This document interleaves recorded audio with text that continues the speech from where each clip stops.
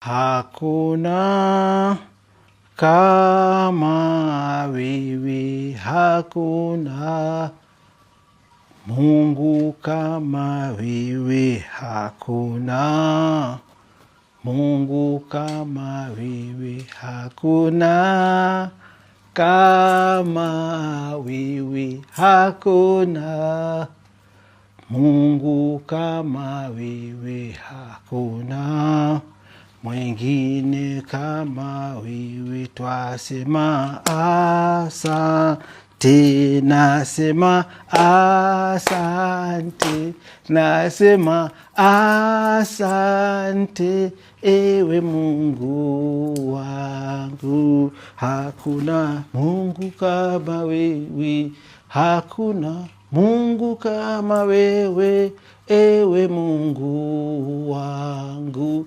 Nasema asante, nasema asante, nasema asante, ewe Mungu wangu.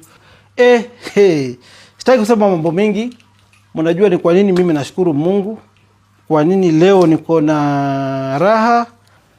So najua the book of Luke chapter 6 and verse 38, it says, give and it shall be given back to you. Kwa hivyo I thank God for the great miracle but the suffering that has been there. Each time justice prevails in court, our asset recovery wana rush appeal for the last 6 years. Kwa hivyo even I know they have the constitutional right of rushing to the Supreme Court. But what I want to tell my people that I'll not be in a hurry to withdraw my money, which is in different banks, fixed deposit accounts, and various banks. They are free to do so. But my faith remains unshaken because I serve a faithful God who never fails me, who has never failed me. Kwa hivyo nashukuru sana Mungu kwa hii miujiza, na asanteni pia wale walikuwa wananiombea wakati wa shida. Because tuliona kulikuwa na marafiki wa kweli na marafiki wa uongo. Na pia wacha nisisahau, kwa sababu mimi hupenda kusimama na ukweli. As you know, my mother was a Muslim. Kwa hivyo lazima pia nishukuru Allah subhanahu wa ta'ala kwa sababu ya kuwa faithful na mwaminifu pia kwangu.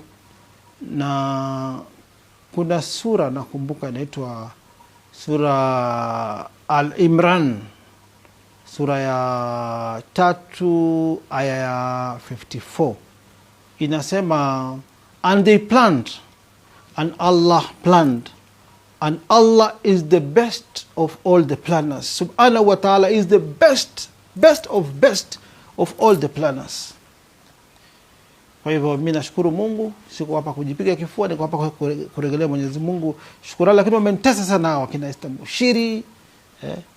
kina na Kitare ule kopro, kuna ule mmoja nyumbani kwetu Musyoki amesharitaya sasa, lakini ni kazi walikuwa wanafanya, ni instructions walikuwa wamepewa kunihangaisha. But I thank God and I believe more victory itakuja. I don't want to talk about the cases which are still pending in court. I just want to thank God. Na asanteni sana kwa kuniombea pia. Thank you.